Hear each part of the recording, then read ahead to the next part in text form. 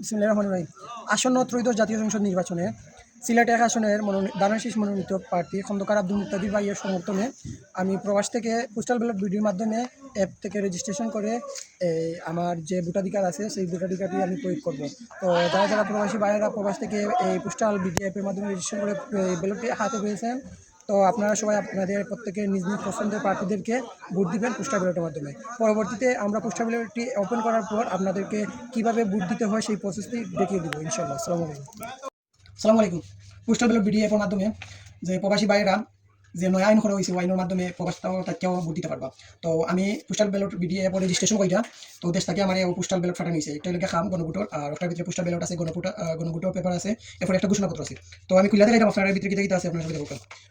ও খামটা খোলার পরে আপনার তিনটা পেপার পাইবা। এটার ভিতরে একটা আছে গণভোটর, আপনার গণভোটর হ্যাঁ অথবা না ভোট দিবা। আর একটা আছে এটা দেখা যাক কিতা, এটা আছে ঘোষণাপত্র। তো ঘোষণাপত্রের মাঝে আপনার নাম আর আপনার জাতীয় পরিচয়পত্র নাম্বার লিখবা, লিখে একটা যে বাজ আছে বাজ অনুযায়ী আপনারা সামগ্রী বইটা ধরবা।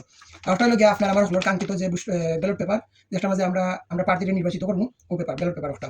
তো এখানের মাঝে আপনারা একটা জিনিস লক্ষ্য করুকা, ও দেখো দানশীষ এটারে সাংঘাতিক মাইর দিছে, খান চিনাটা মাইর দেওয়া কোনের মাঝে দিছে। এটা যদি বাজ করেন ও দেখো বাজ লাগে নাই যার ও দোকান নাই।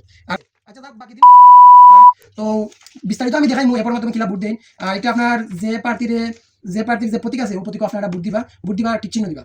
একাধিক প্রতীকের মাঝে ভোট দিবা না, ভোট দিলে ভোট বাতিল হয়ে যাব। ওকে, আসসালামু আলাইকুম।